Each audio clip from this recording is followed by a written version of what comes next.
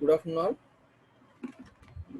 Myself Satyanarayana, lecturer in Civil Engineering, Department of Civil Engineering, Government Polytechnic Mastercraft. Today we are going to discuss about structural engineering drawing, and our topic is chapter 1, structural planning and marking of frame components, and topic structural plan involvements. Okay, structural plan involves position and orientation of the columns, location of the beams and spanning of slabs, and layout and plan of staircase, type of footings. Okay, all components which are comes under structural frame are a RCC structure, like column, beams, slabs, staircase, footing, and during the planning, how we have to orient according to the behavior of the structure. So columns, position of columns. So columns should preferably be located or near to the buildings and at the intersection of the beams or walls. So wherever we visit any site or any existing structure, always we find columns at the intersection of the beams or walls or near the corners. Okay, and we should select the position of the column such a way that the load should come over the column itself, and through the it should be transferred directly from the beams to the columns, and it should be such a way that the bending moment in the beam should be reduced. The select the position of the column so has to reduce the bending moment in a beams.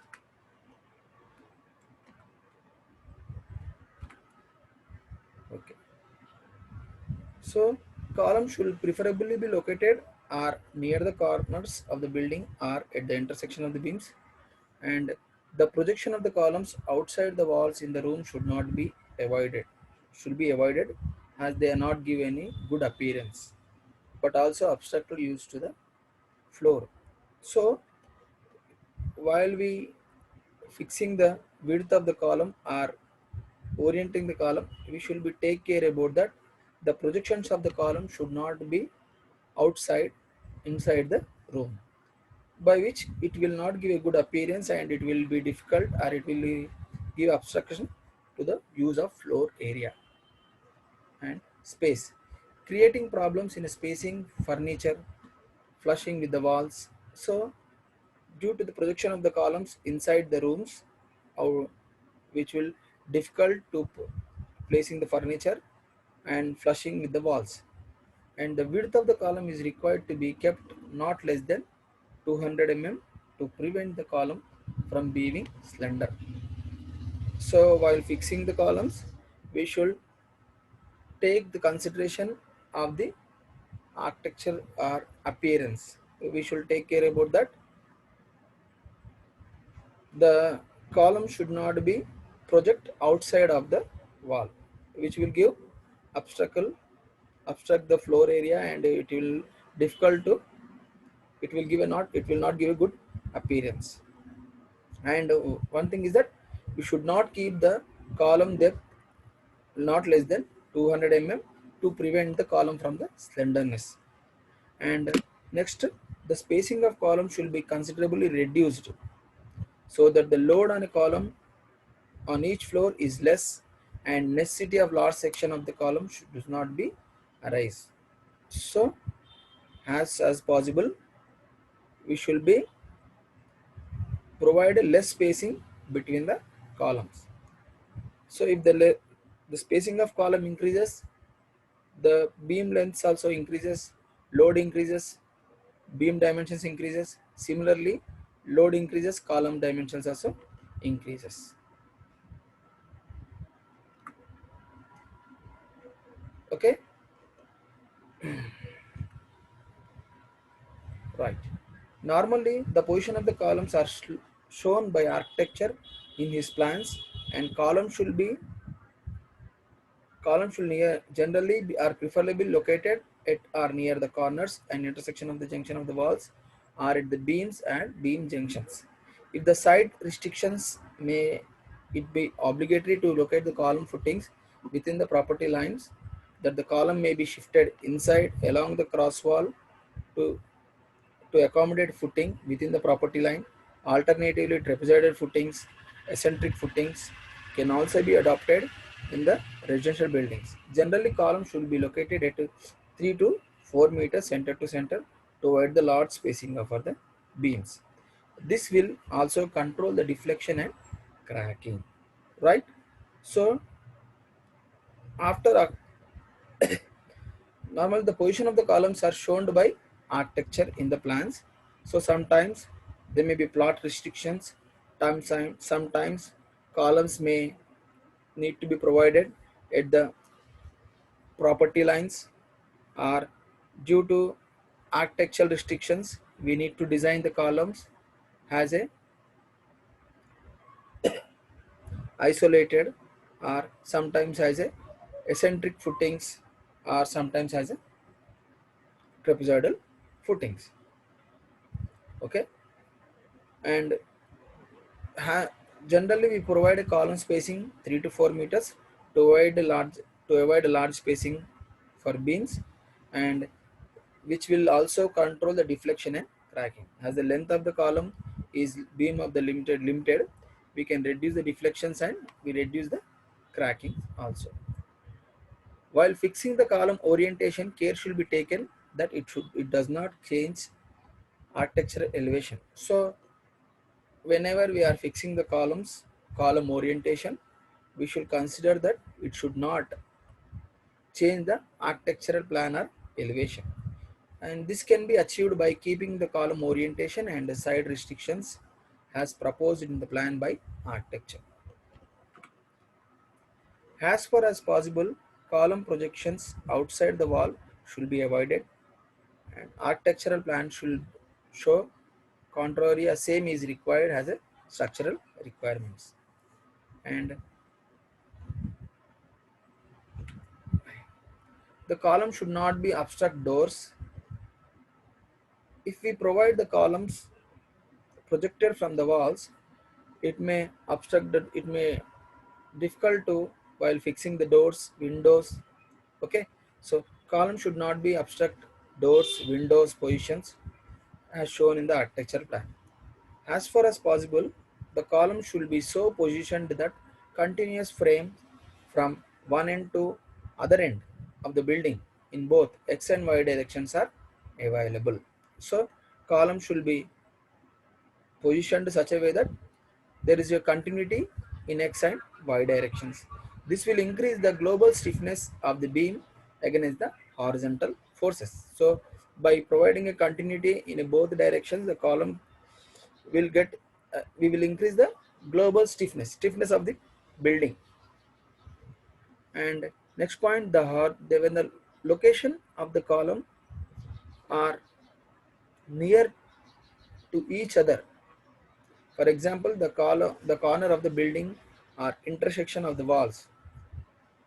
Yes, during we come across these cases at the corner of the buildings where two columns are near to each other or corners of the building. So then, as far as possible, only two columns should be provided in such cases. Okay, or as far as possible, then as for okay, column should not be closer than 2.5 centimeters center to center to avoid a strip fitting. So in such cases, we should provide only two column. Sorry, in case we only provide a one column, and if not possible, the column should not be closer than 2.5 meters center to center to avoid a strip footing, combined footing, or continuous footing. Generally, the maximum distance between a two column should not be more than 10 meters center to center for a span of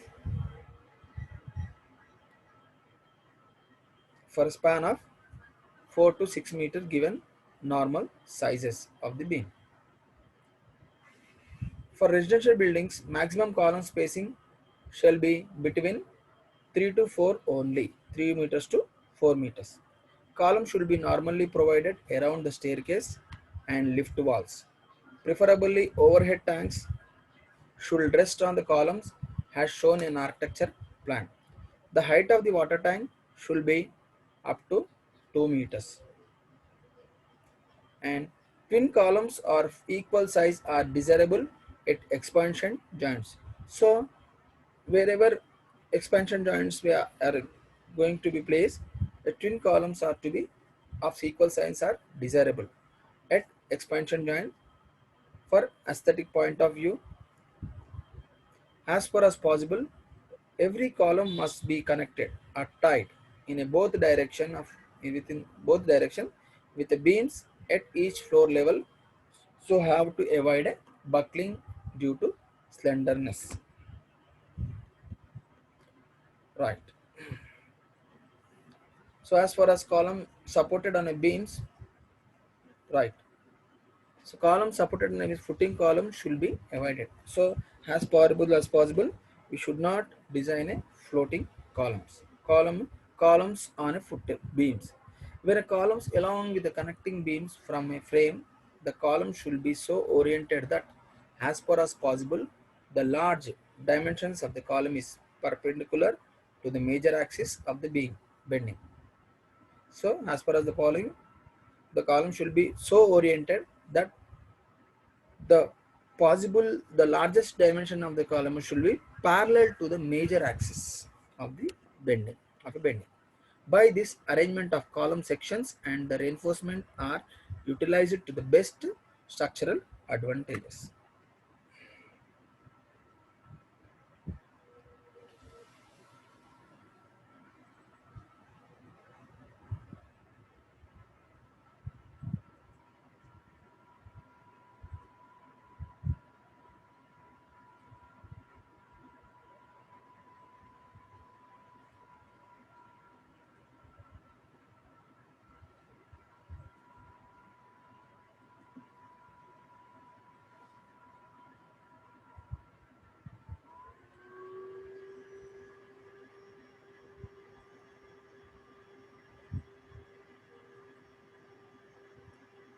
Right.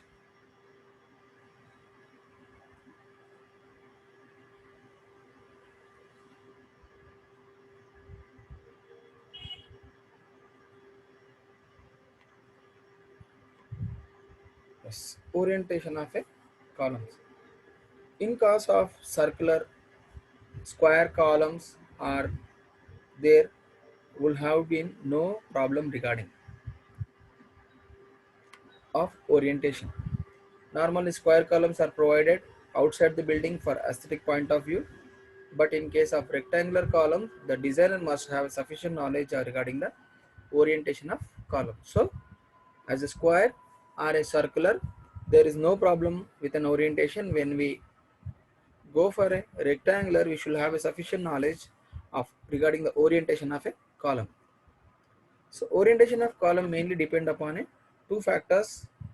One is structural point of view, and one is a functional point of view. Okay, so for structure, for a functional point of view, for a structural point of view,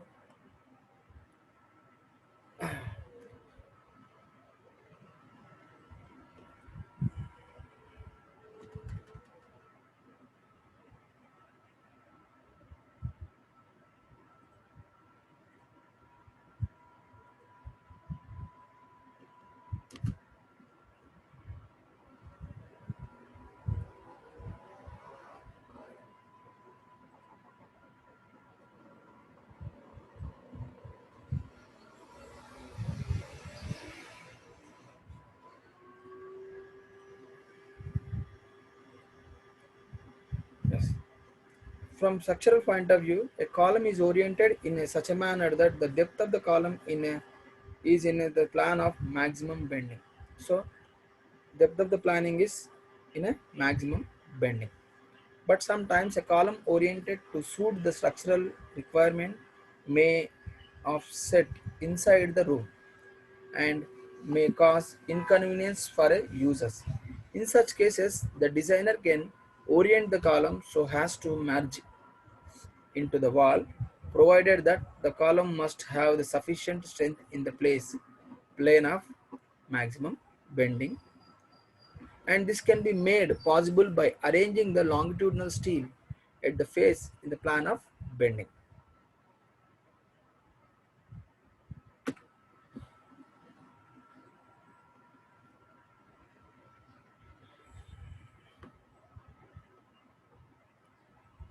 Yes. Position next, position and orientation of beams.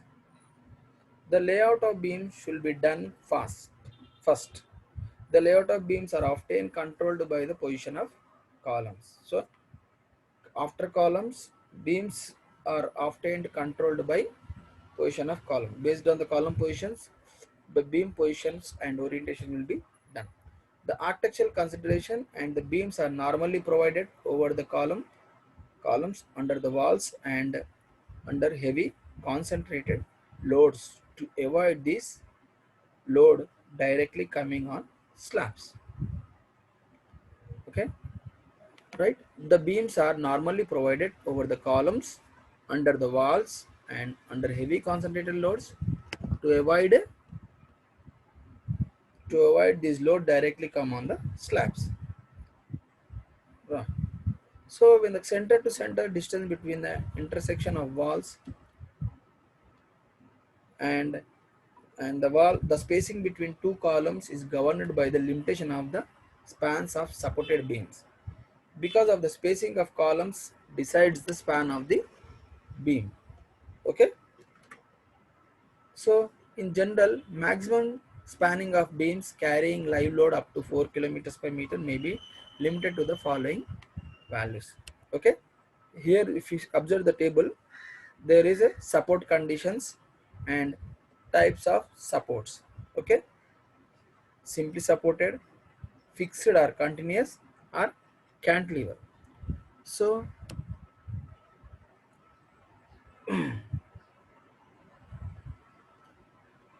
so simply supported rectangular beam, the maximum span is 6 meters. It is limited to 6 meters. If the beam is flanged, it will be up to 10. For fixed or continuous, it is a rectangular section 8 meters.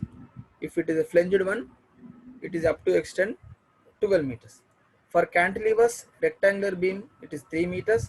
For a flange, it is 5 meters. Okay. As far as possible, the depth of the beam greater than 1 meter should be avoided.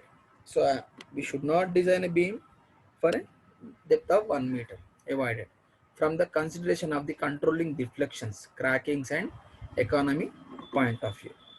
Beam should be provided for supporting staircase flight at the floor level and at the mid landing levels, and beam should be positioned so as to restrict the slab thickness to 150 mm and satisfying the deflections, and beam should be positioned so as to restrict, okay, right, and deflection criteria. To achieve this, the secondary beam should be provided where necessary. As far as possible, cantilever beam should not be projected from the beam to avoid a torsion. Okay, as soon as possible, we should not project the cantilever beam from the beam to avoid the torsion.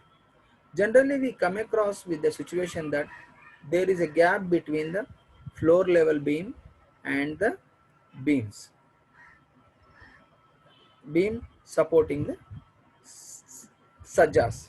Yes, so there is a gap between the floor level beams and beams supporting the sajjas. Okay, what we can cantilever. Here, the depth of the floor beam should be so chosen that it can support sajjas also. So here, the depth of the floor beam should be so chosen that it can be support sajjas also. However, if the depth so required is large. When the depth between the surges and the floor level beam is large, distance between the floor level beam and bottom of the lintel top greater than 30 centimeters, provide separate beams. So right, when there is a lintel, top level of the lintel beam and bottom of the floor beam, the gap is more than 30 centimeters, it's better to provide a separate beam. If it is less than 30 centimeters, if it is better to go for a single beam. Beams of equal depth shall be provided on both sides of the expansion joints for aesthetic point of view. So where there is a expansion joints, we recommend beams of equal depths.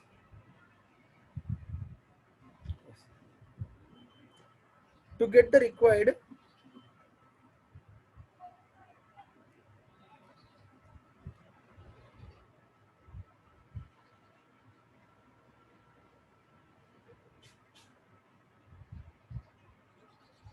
yes, right, here we are. Okay. To get the required minimum headroom, the following alternates can be tried. Reduce the beam depth without violating the deflection criteria, and maximum steel criteria for a beams in case there is a wall over the beam without any opening. Inverted beams may be provided in consultation with the architecture. So with the requirement of the headroom considerations, we can reduce the thickness, the depth of the beam within the consideration of deflection criteria and steel criteria. Okay, where secondary beams are proposed to be,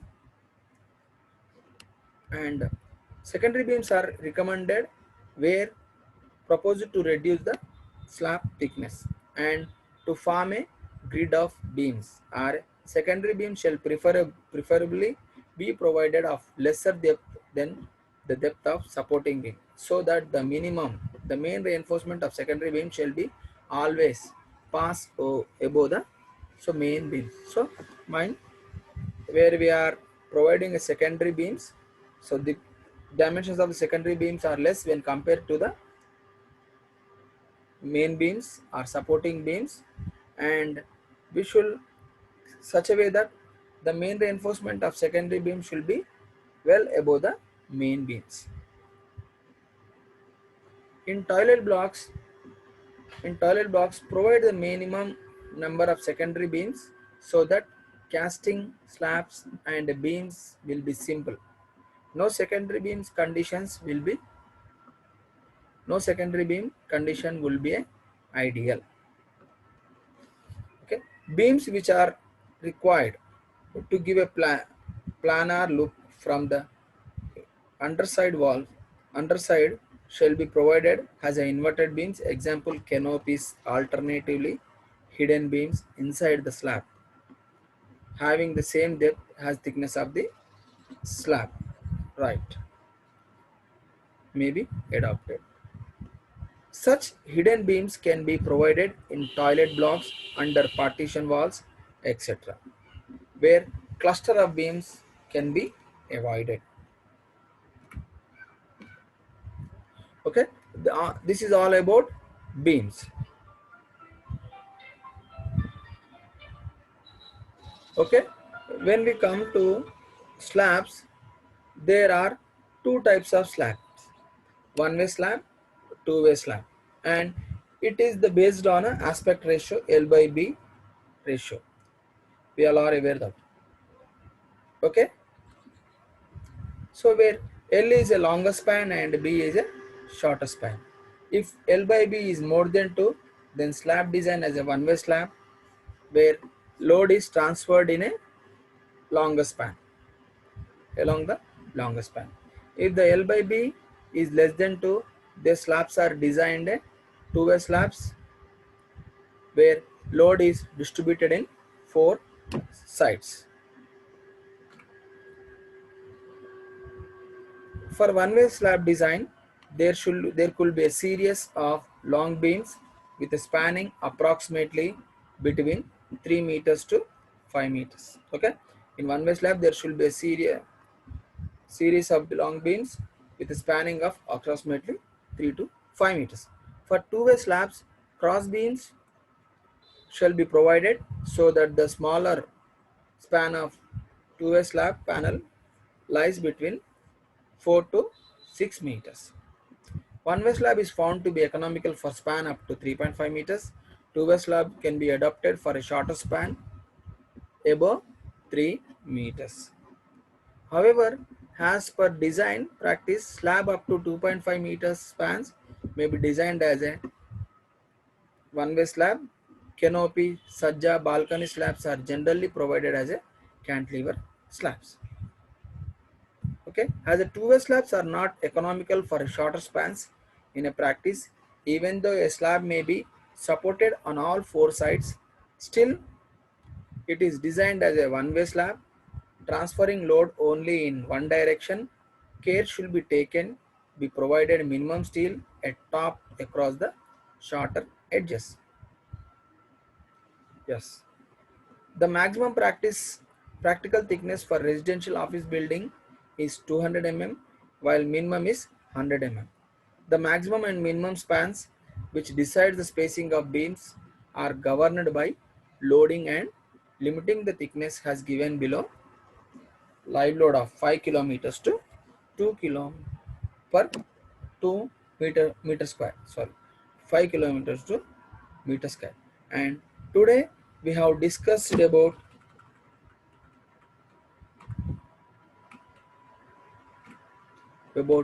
position and orientation of the columns and location of beams and spanning of slabs. So, and the remaining the layout and plan of staircase and types of footing in the next class. Okay,